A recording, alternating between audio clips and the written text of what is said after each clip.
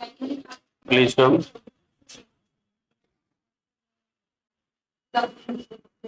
बैठिए।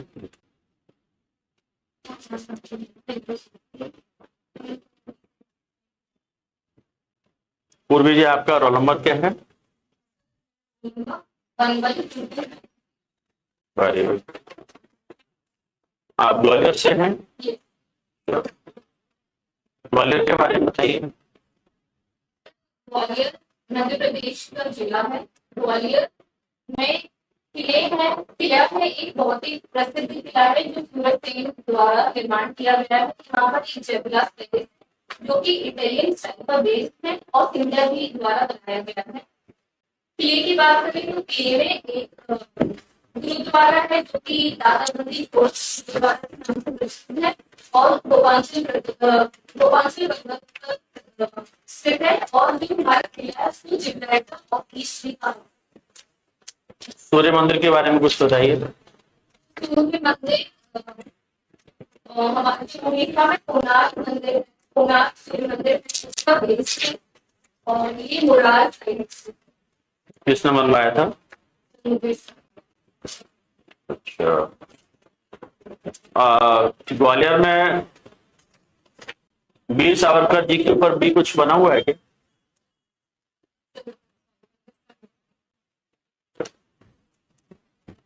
लक्ष्मीबाई जी का ग्वालियर से क्या संबंध है? रानी लक्ष्मीबाई जब किले पर आई थी अंग्रेजों से, किले से मूलतः वो जो हमारी समाधि बनी हुई है फूलबाग पर, वहां पर खुली थी और वहां पर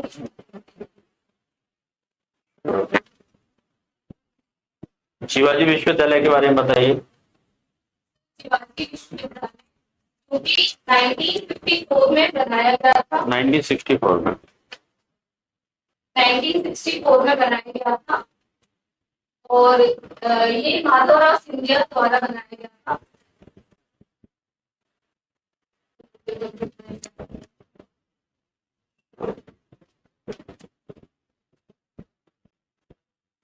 अभी वर्तमान में शिवाजी विश्वविद्यालय के कुलगुरु कौन है? ये डॉक्टर राजकुमार आचार्य जी। इससे पहले वो किस पद पर थे? तो इससे पहले वो वाइस चांसलर थे किसी यूनिवर्सिटी में। कंफर्मेशन पक्का वाइस चांसलर थे वो? तो मुझे तो वाइस चांसलर ही याद आता है। अच्छा, वाइस चांसलर और कुलगुरु में क्या अंतर है?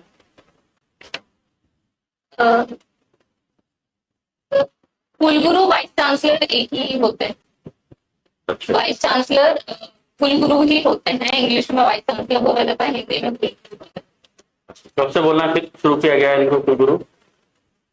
सर ये जितना मैं याद कर पा रही हूँ 2024 में कुलगुरु कहा जाता था। उससे पहले कुलपति के नाम से जानते थे कुलगुरु को। एनईपी 2020 के बारे में बताइए।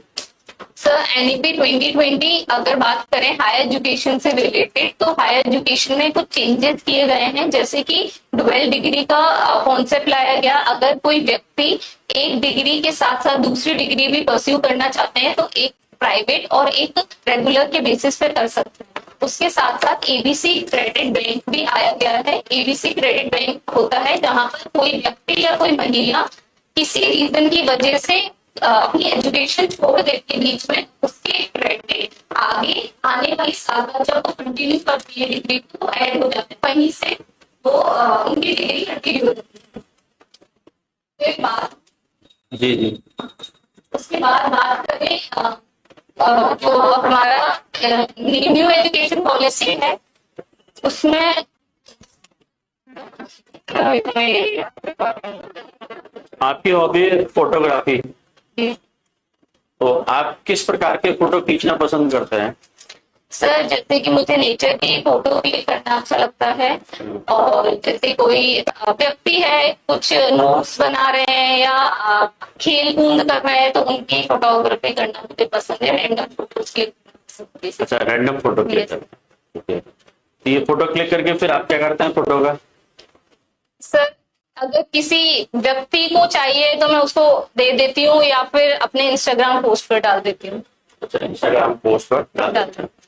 कितने फॉलोवर हैं आपके इंस्टाग्राम पर? सर वो तो प्राइवेट अकाउंट है, तो मेरे मेरे फैमिली और फ्रेंड्स ही हैं जिसमें 173 फॉलोवर्स हैं। अच्छा, इस फोटोग्राफी से क्या फायदा होता है आपको? सर एक तो ये मेरा इंटरेस्ट है, दूसरा मुझे ऐसा लगता है कि जैसे फोटोग्राफी करते हैं तो एक ये फोकस होकर करना चाहिए। फोटोग्राफी फोटोग्राफी एक ऐसी कला है जो कि हर व्यक्ति के हाथ में मोबाइल है और हर व्यक्ति फोटोग्राफी करता है, लेकिन कई बार डिफरेंस ये आ जाता है फोटोग्राफर में और एक नॉर्मल व्यक्ति में कि हर एक एंगल को सेट करना, हर एक लाइट को सेट करना, फोकस करके। अच्छा, आप अपनी हॉबी का असिस्टेंट प्रोफेसर बनने के बाद किस तरह से यूज करेंगे? सर इसके बारे में तो मैंने सोचा नहीं है, लेकिन मुझे अगर मुझे मौका मिला तो इसको मैं, जो मेरा प्राइवेट अकाउंट है उसको मैं पब्लिक करूंगी ताकि मैं इसको आगे बढ़ा सकूं और इसमें मैं अपना प्रोफेशन बना सकूं, साइड प्रोफेशन बना सकूं। स्टूडेंट को इससे क्या लाभ होगा? सर मुझे ऐसा लगता है कि आजकल के बच्चों को उनके पेरेंट्स सिर्फ कुछ पढ़ाई में ही ज्यादा इन्वॉल्व करना चाहते हैं, जैसे कि इंजीनियर बनाना चाहते हैं, डॉक्टर बनाना चाहते हैं, आईएएस ऑफिसर बनाना चाहते हैं। ये कुछ ऐसे प्रोफेशंस हैं जिसमें अगर बच्चा कुछ करना चाहता है पेरेंट्स इसको नजरअंदाज कर देते हैं, बोलते हैं बेटा ये तो कुछ भी नहीं है। तो मैं उनको ये इम्पोर्टेंस दिलाना चाहती हूँ। नहीं, मेरा मतलब ये है कि आप असिस्टेंट प्रोफेसर बन जाएंगे तो इस फोटोग्राफी की हॉबी है, उसमें आप अपने स्टूडेंट्स को कैसे लाभ पहुंचाएंगे इस हॉबी से? सर इससे तो सर मैं ये उनको प्रोत्साहित करूंगी कि आप अगर आपको ये हॉबी है। नहीं, उनकी कोई इसकी कोई हॉबी नहीं है। मुझे नहीं लगता उनको कुछ इससे बेनिफिट मिलेगा, क्योंकि उन्हीं बच्चों को बेनिफिट मिल सकता है जिनका इंटरेस्ट है फोटोग्राफी। चलिए ठीक।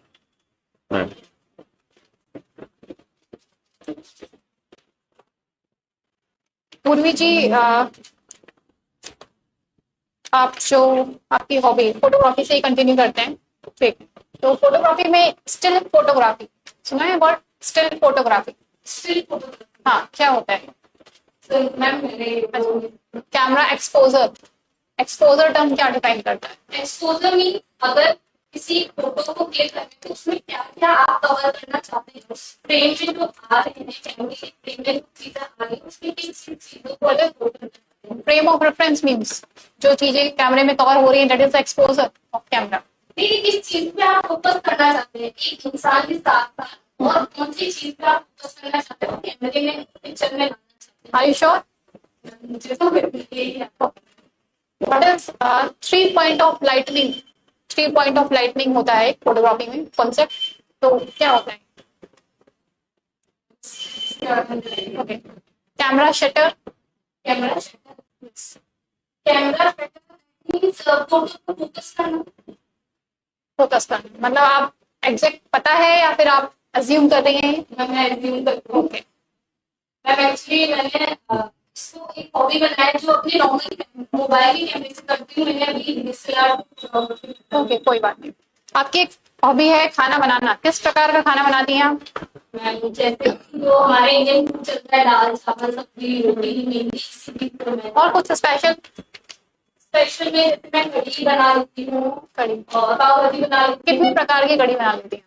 कढ़ी मैं राजस्थानी कढ़ी बना लेती हूँ, और जो हमारे पकौड़ी वाली कढ़ी चलती है। राजस्थानी कड़ी का क्या डिफरेंस रहता है हमारे यहाँ की कड़ी से? मैम एक तो पकौड़ी में डिफरेंस रहता है, जैसे वो प्याज की पकौड़ी बनाते हैं और हमारे घर में मोस्टली जो कढ़ी बनती है जिसमें प्याज वगैरह नहीं होती, सिंपल मिक्सर की कढ़ी बनती है। दूसरा एक और चीज है कि कढ़ी टमाटर की भी कढ़ी बनाई जाती है और ऑनियन की भी कढ़ी बनाई जाती है, जो कि राजस्थान में नहीं बनती। ओके, राजस्थान में नहीं बनती है, सिर्फ कहाँ बनती है? इंडियन हाउसेज में, जैसे कि तो Rajasthan is not a Indian house?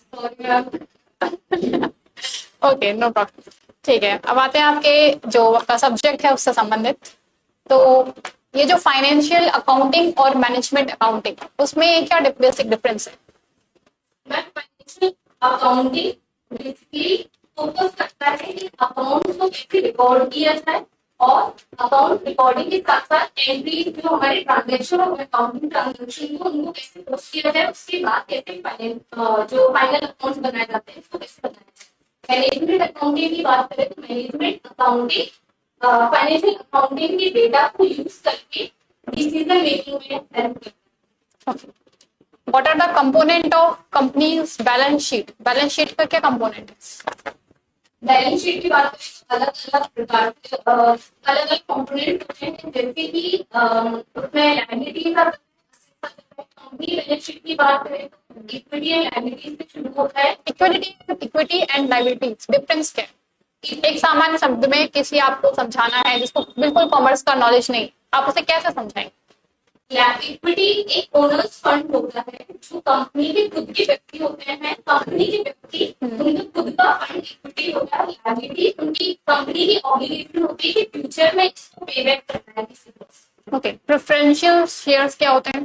Preferential share holders fund होते हैं जिन पर एक फिक्स्ड रेट पर डिविडेंड पे किया जाता है और इनको प्रेफरेंस दिया जाता है इक्विटी शेयर से पहले। अच्छा, ये जो है प्रेफरेंशियल शेयर, जो अगर लॉस होगा क्या उसमें भी इनका पार्टिसिपेशन रहेगा? कंपनी को लॉस होगा, अगर कंपनी को लॉस होता है तो प्रेफरेंस शेयर्स को डिविडेंड नहीं मिलेगा, मतलब वो लॉस को बियर करेंगे। ओके, ऑडिटिंग एंड अकाउंटिंग क्या डिफरेंस है? ऑडिटिंग में मैम सारे के सारे ट्रांजैक्शंस को रिकॉर्ड किया जाता है और ऑडिटिंग इन ट्रांजैक्शंस को वेरीफाई करने का काम करता है कि ये अकाउंट जो बनाए एक्यूरेटली बनाए गए हैं या नहीं बनाए। तो भारतीय सिस्टम में, भारतीय प्रणाली में इनको कब अलग किया गया? पहले कैग जो है सब कुछ देखता था, उसको बाद में कुछ एडिट कर दिया गया काम, तो कुछ आइडिया है? लिक्विडेशन ऑफ कंपनी क्या होता है? जब कंपनी लॉसेस में जाती है तो कंपनी अपने एसेट्स को बेचकर अपने डेट्स को पे बैक करती है, इसको लिक्विडेशन कहा जाता है। ये अच्छा हुआ है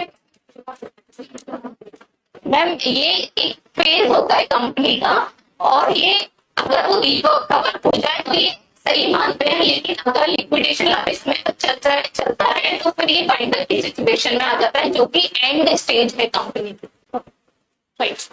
मार्केटिंग मिक्स क्या रहता है? इसमें 4 P's होते हैं, प्रोडक्ट, प्राइस, प्रमोशन, प्लेस। उसके बाद 3 और P इंट्रोड्यूस किए गए थे, people, process, physical evidence. Okay, तो ये क्या डिफाइन करता है?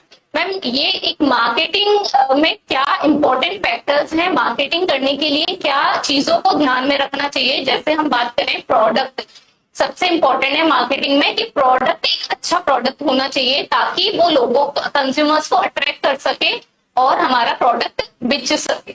Okay, right.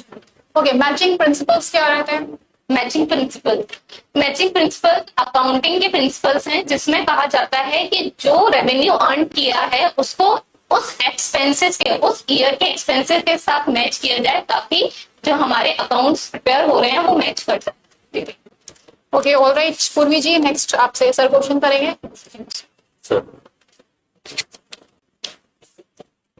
ओके पूर्वी, तो जैसा कि आपने भी डीएसएलआर का नाम दिया था, फुल फॉर्म क्या होगा? इसका मुझे आइडिया सॉरी। ओके, अच्छा, फॉरेन ट्रेड पॉलिसी हमारी अभी रिसेंटली कब आई है, कौन सी ईयर में आई है? सर ये रिसेंटली 2020 वाली चल रही है, जो कि 2020 वाली चल रही है। Are you sure?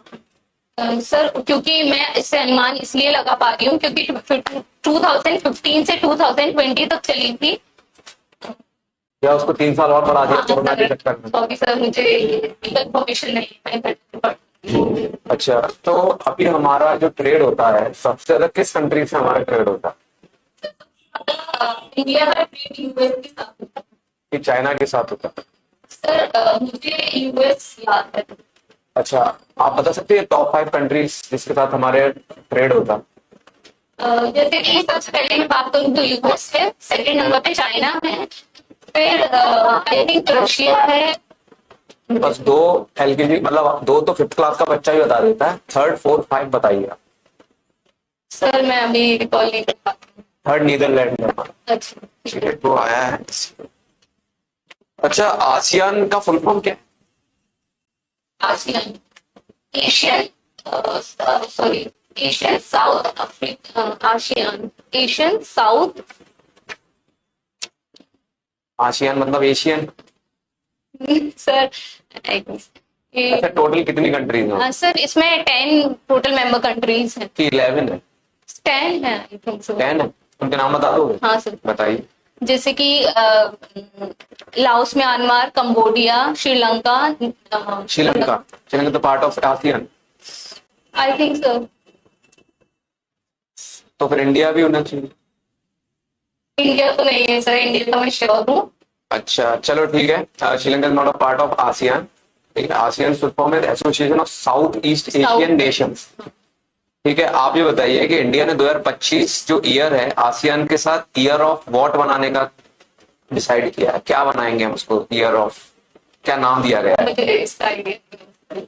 अच्छा अच्छा, एमएनसीज क्या होती है? सर एमएनसी मल्टीनेशनल कंपनीज होती हैं, जो कंपनी बाहर आउट ऑफ कंट्री सिचुएटेड है, वो अपने ऑफिसेस को दूसरी कंट्री में सेटअप करती हैं ताकि वो लोकल इकोनॉमी के, जो लोकल कंट्री जहाँ पर अपने ऑफिस सेट करती हैं, वहाँ के एम्प्लॉइज को जॉब दे सके और अपनी टेक्नोलॉजी को शेयर कर सके। ये सही डेफिनेशन है आपने जो बताई है एमएनसी की। तो मुझे कोई प्रॉब्लम। अच्छा, तो इनका कोई एग्जांपल बताइए। एग्जाम्पल्स की बात करें तो सबसे पहले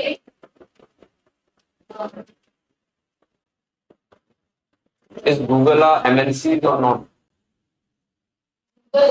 गूगल एमएनसी है। एमएनसी है। Indian oil? Indian oil MNC नहीं है क्योंकि वो इंडिया में ही काम करती है, बाहर नहीं करती। गवर्नमेंट एजेंसी, मुझे इससे याद है कि गवर्नमेंट एजेंसी है कोई गवर्नमेंट इंडियन कंपनी। अच्छा, आप फोन कौन सा यूज करती है? सर मैं तो आईफोन यूज करती हूँ। आईफोन यूज करती है, तो एप्पल एक एमएनसी है कि नहीं है? एप्पल अब एक एमएनसी हो गई अच्छा, है। अब हुई है, हाँ। पहले कभी नहीं थी। नहीं सर, हाँ, क्योंकि मैं इसको इंडिया के रेफरेंस में बात कर रही हूँ, मुझे आपको एमएनसी का आपको एक बार देख लीजिएगा, एमएनसी वेरी बेसिक टर्म। अच्छा, इंटेलेक्चुअल प्रॉपर्टी राइट क्या है? इंटेलेक्चुअल प्रॉपर्टी राइट ये बेसिकली उन प्रॉपर्टीज को या फिर जो भी किसी ने इन्वेंशन किया उनको सेफगार्ड करने का काम करता है। जैसे कि किसी ने इन्वेंशन किया रिलेटेड टू कोई सॉन्ग या फिर कोई ट्रेडमार्क इन्वेंट किया है, तो उसको कोई कॉपी ना कर पाए या अपने नाम से। तो जो सॉन्ग है उसमें मेरा पेटेंट लगेगा, ट्रेडमार्क लगेगा, कॉपीराइट लगेगा, क्या लगेगा? सर कॉपीराइट लगेगा। अच्छा, कॉपीराइट लगेगा। अच्छा, तो जैसे कि आप पीएचडी भी कर रही हैं, अभी हो गई अभी कंप्लीट? नहीं सर, मैं परस्यू कर। अच्छा, जो पीएचडी करने वाले आईपीआर करते हैं कुछ, उनका इंटेलेक्चुअल प्रॉपर्टी होती है या नहीं होती है? नहीं सर, उनका अच्छा, पीएचडी वाले आईपीआर में नहीं आते, इंटेलेक्चुअल प्रॉपर्टी नहीं, नहीं नहीं। होती है, तो फिर वो रिसर्च किस चीज की कर रहे होते हैं? सर रिसर्च वो पर्टिकुलर एक टॉपिक की कर रहे होते हैं, जिसको पर्टिकुलर टॉपिक की कर रहे होते हैं। जो पहले भी कोई कर चुका होता है। सर कर चुका होता है, लेकिन उनको कुछ नया ढूंढना होता है, कुछ नया अपना ऑब्जेक्टिव देना पड़ता है ताकि कुछ नया कंट्रीब्यूट कर। आप किस चीज में कर रही हैं रिसर्च? सर मेरा टॉपिक है form dynamics and performance study of unicorn companies. Study of unicorn companies. अभी कितनी है हमारे यूनिकॉर्न कंपनीज? सर मैंने जब आखिरी बार देखा था ये 111 यूनिकॉर्न कंपनी है। Which was the last one? Sir last one मुझे याद नहीं। एक दो के नाम बता दो, यूनिकॉर्न कौन कौन से? जैसे कि फिजिक्स वाला बायजूस, फिर बात करें उसके साथ साथ स्पेस ग्रेव, फिर नहीं, नाइका। अभी एक यूनिकॉर्न बहुत न्यूज में चला है, इतना न्यूज में चला है कि मोदी जी उसके साथ बैठ के चाय पिए। कौन सा था वो unicorn? Have you heard about Zepto? हाँ सर, है ना? तो जेप्टो किस में है हमारा, किस क्षेत्र में है? सर ये आप ही के सब्जेक्ट से बैठ हाँ, के। सर मुझे इसका अच्छा, प्लास्टिक मनी क्या है? प्लास्टिक मनी डिजिटल मनी जैसे बोलते हैं, जो कि कार्ड के थ्रू हम विड्रॉ कर सकते हैं, ऑनलाइन किसी को ट्रांसफर कर सकते हैं मोबाइल के थ्रू। यूपीआई प्लास्टिक मनी है? यूपीआई प्लास्टिक मनी है, जैसे कि एटीएम से अगर विड्रॉ कर रहे हैं, डेबिट कार्ड से विड्रॉ कर रहे हैं, तो ये प्लास्टिक मनी है। अच्छा, ई कॉमर्स का कौन सा फॉर्म होता है? E commerce B2B, C2B, G2B कौन सा होता है प्लास्टिक में? प्लास्टिक मनी सर ये मेरे हिसाब से सर C2C है C2C है। मेरे हिसाब से सर। प्लास्टिक में C2C है। सर क्योंकि हम एक दूसरे को बेच रहे हैं अपनी चीजें। C2C तो यही होगा, कस्टमर टू कस्टमर। अच्छा ई कॉमर्स पूछ रहे हैं सर, मुझे यूपीआई का याद है सर। ई कॉमर्स तो B2C है। ई कॉमर्स नहीं, प्लास्टिक मनी का ही पूछा था। अच्छा। ई प्लास्टिक मनी क्या होता है? बिजनेस टू कस्टमर है, कस्टमर टू कस्टमर है, गवर्नमेंट टू कस्टमर है, क्या है, किसका पार्ट है? सर ये G2C है। G2C है। ये सर गवर्नमेंट टू कस्टमर। अच्छा, तो जैसे आईसीआई का किसी के पास डेबिट कार्ड है तो वो गवर्नमेंट का हो जाएगा, G2C होगा वो। सर आईसीआईसीआई बैंक तो गवर्नमेंट बैंक है, तो वो तो G2C होगा। बैंकिंग क्या होता है? बैंकिंग एक बिजनेस है कि गवर्नमेंट का इनिशिएटिव होता है? क्या होता है बैंकिंग? बैंकिंग कंपनीज में आता है सर, लेकिन कुछ ऐसे बैंक्स हैं जो गवर्नमेंट के अंडर आते हैं, कुछ ऐसे बैंक्स हैं जो प्राइवेट बैंक्स होते हैं। तो अगर आईसीआईसीआई बैंक की बात करें तो ये गवर्नमेंट बैंक्स के अंदर आते हैं। तो आईसीआई एक गवर्नमेंट बैंक है। That's all from my side. Okay, Purvi ji, tell me difference between administration and management. Administration sir, administration एक प्रोसेस है जहाँ पर पॉलिसीज फ्रेमिंग का काम करते हैं वहाँ पर, और मैनेजमेंट लेवल है जहाँ पर पॉलिसी एग्जीक्यूशन का काम करते हैं और मैनेजमेंट। ठीक है, ये बताइए कि आपने भोपाल में ग्लोबल इन्वेस्टर समिट के बारे में सुना होगा। हाँ, कितने का निवेश आया है टोटल?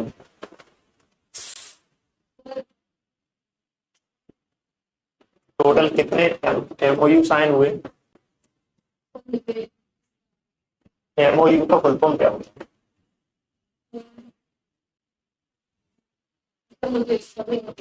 ग्वालियर चंबल संभाग के लिए कितने एमओयू साइन हुए? कभी आइडिया नहीं। और सबसे ज्यादा निवेश किस सेक्टर में हुआ है? ये मुझे ग्रीन एनर्जी में, जितना मैंने पढ़ा है, ग्रीन एनर्जी में सबसे ज्यादा निवेश। 4 इंजन डेवलपमेंट की बात हुई थी सेंट्रल बजट में। 4 इंजन इंजन डेवलपमेंट सुना है इसके बारे में? नहीं सर। चलिए कोई बात नहीं। ये बताइए कि एमपी गवर्नमेंट की जो एंटरप्रेन्योर्स के लिए जो स्कीम चल रही है, तो उसके नाम बता पाएंगे? सर एंटरप्रेन्योर्स के लिए सर मुझे स्टार्टअप पॉलिसी 2015 का याद है। 2020 startup policy 2000 schemes entrepreneur schemes का याद है। उद्यम क्रांति योजना के बारे में सुना? उद्यम क्रांति योजना नहीं सर। नहीं सुन, कोई बात नहीं। चलिए ये बताइए 4 P's ऑफ मार्केटिंग क्या है? सर ये प्रोडक्ट, प्राइस, प्रमोशन, प्लेस। ठीक है। ट्रिम्स एग्रीमेंट क्या होता है? ट्रिम्स एग्रीमेंट सर ये एक तरीके का एग्रीमेंट है जहां पर एक कंट्री दूसरी कंट्री के साथ एग्री करती है related to exchange of goods and services. चलिए कोई बात नहीं। स्टीव मैककरी को जानती है? Sorry sir. Steve McCurry no sir. दुनिया के सबसे बड़े फोटोग्राफर है। वर्ल्ड फोटोग्राफी डे कब मनाया? सर मुझे ये भी नहीं पता। चलिए कोई बात नहीं। ये बताइए अकाउंटिंग के गोल्डन रूल्स क्या है? सर 3 गोल्डन रूल्स हैं। सबसे पहले बात करें तो पर्सनल अकाउंट आता है, debit what comes in, credit what goes out. Real account आता है, debit the receiver, credit the giver. और थर्ड आता है nominal account, all losses debit and all profit and gains credit. अभी इंडोनेशिया ने भारत की एक कमोडिटी पे बैन लगा दिया है। क्या है वो कमोडिटी? सर मुझे इसका नहीं है। बफेलो मीट सुना? नहीं सर। तो अभी वो पाकिस्तान से ले रहे हैं, क्या कारण है इसका इंडिया से बैन क्यों लगाया? सर मैंने पढ़ा नहीं है इसके बारे में। चलिए कोई बात नहीं। थैंक यू, इंटरव्यू कंप्लीट हो रहा है। ठीक है, आप जा सकते हैं। Okay thank you. बैठिए।